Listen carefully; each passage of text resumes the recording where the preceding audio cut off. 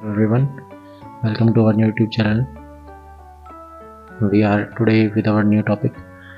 and the topic is impact of social media, impact of the ongoing reels and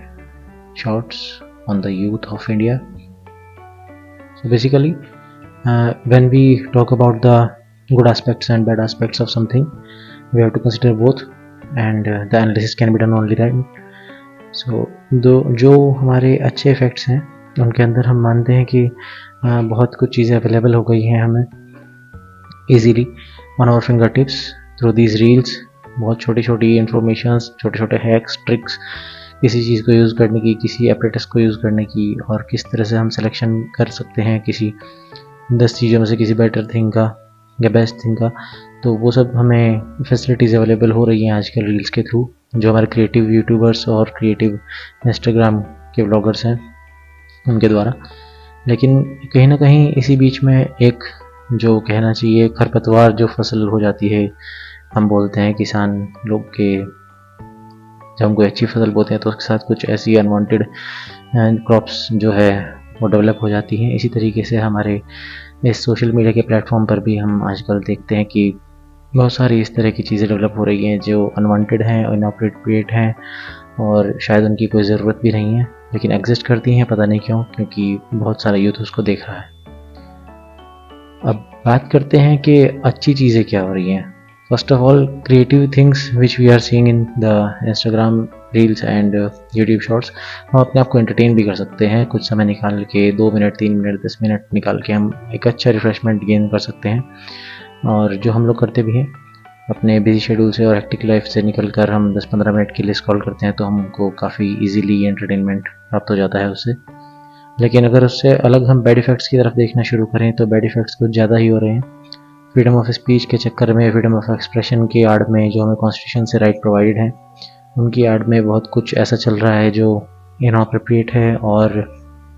हमारी generation को ख़राब कर रहा है, यूथ का टाइम को वेस्ट कर रहा है।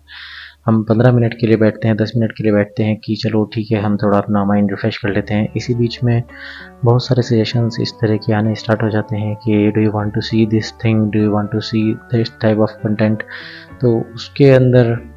आजकल की ऑप्शन भी आने लगा कि आप सेलेक्ट करें ना करें, लेकिन इवन आफ्टर दैट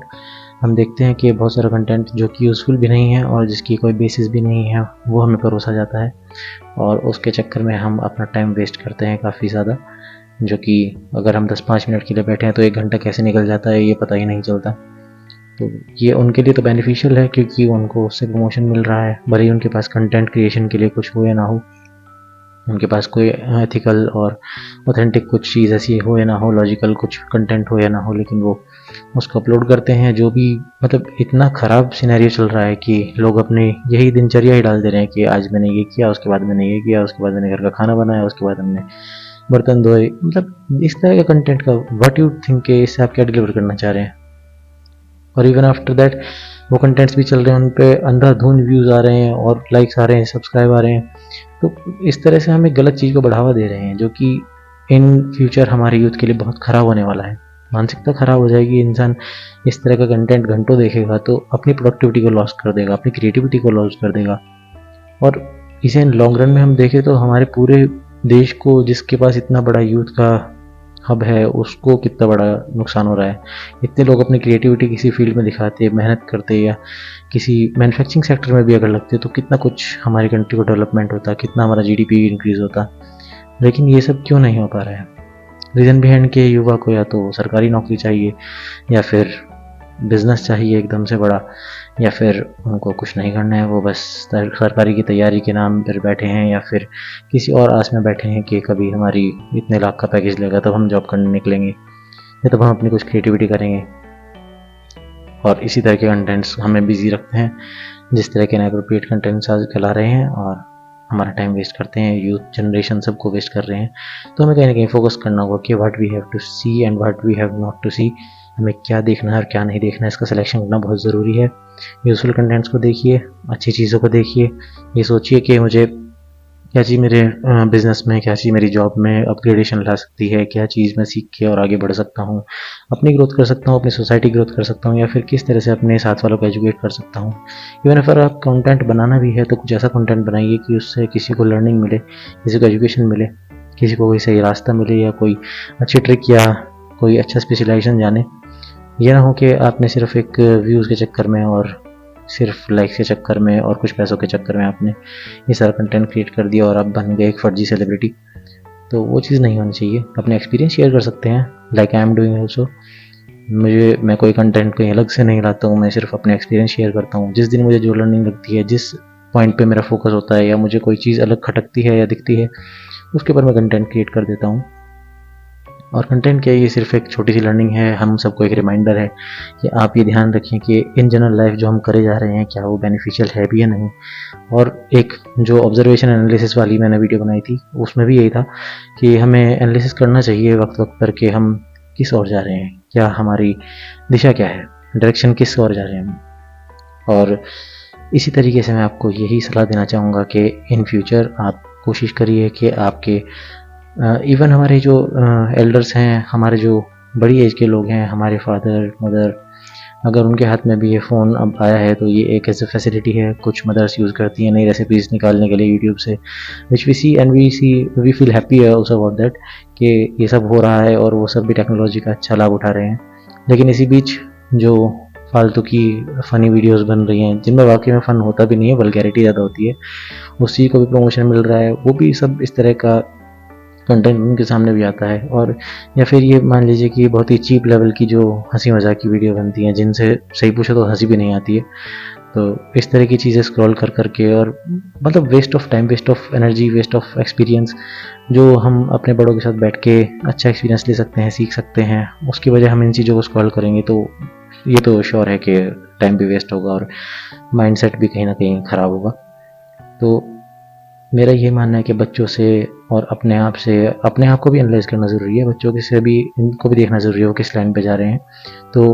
कहीं ना कहीं उनके हाथ में फ़ोन आना बेनिफिशियल होना चाहिए, एज अ बून वर्क करना चाहिए, ना कि एज ए कर्स वर्क करे।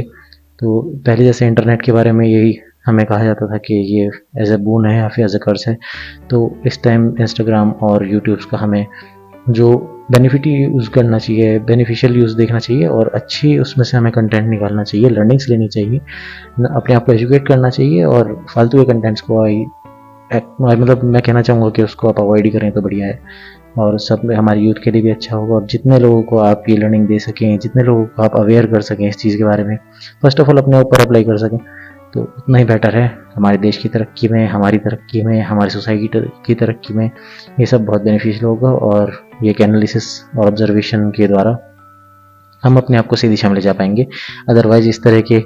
जो इंस्टाग्रामर्स हैं और इस तरह की जो कंटेंट्स हैं, ख़राब कंटेंट्स हैं, ये कहीं ना कहीं हमारी आगे की जनरेशन्स को भी ख़राब करने वाला है, और हमारी भी ग्रोथ में रुकावट बनने वाला है, जो कि अननोइंगली अपने आप ही एक नेगेटिव रोल प्ले कर रहा है, जिसके बारे में हमें पता भी नहीं चलेगा कि किस वजह से हमारा इतना टाइम ड्रेन हो गया, और हम किसी क्रिएटिव चीज़ में अगर उस टाइम को लगाते तो वो हम नहीं लगा पाए। तो बस एनालाइज कीजिए, ऑब्जर्व कीजिए और चेंजेस लाइए। मेरी एक यही कोशिश है कि मैं सबकी लाइफ बेटर बना सकूँ, अपनी भी लाइफ बेटर बना सकूँ, अपने एक्सपीरियंस शेयर कर सकूँ। कमेंट कीजिए अगर कोई आपको मेरी बात गलत लगती है, या फिर कोई आपका सजेशन है उसके ऊपर आप भी कमेंट कीजिए। मुझे भी हो सकता है आपसे कुछ लर्न करने के लिए मिले, because this is only the experience sharing platform. So try to give me also the feedback and like, share and subscribe अगर आपको मेरा कंटेंट यूजफुल लगता है। मैं आगे भी आपके लिए ऐसी लर्निंग वाली वीडियोस लाता रहूँगा, ऐसे कंटेंट्स लाता रहूँगा जिस चीज़ के ऊपर हमारी जो नज़र है वो कभी कभी नहीं पड़ती है, और वो कहीं ना कहीं हमें नुकसान दे रहा है। So save your time, save your mind from the unuseful things, and thank you, bye bye, like share and subscribe, bye bye.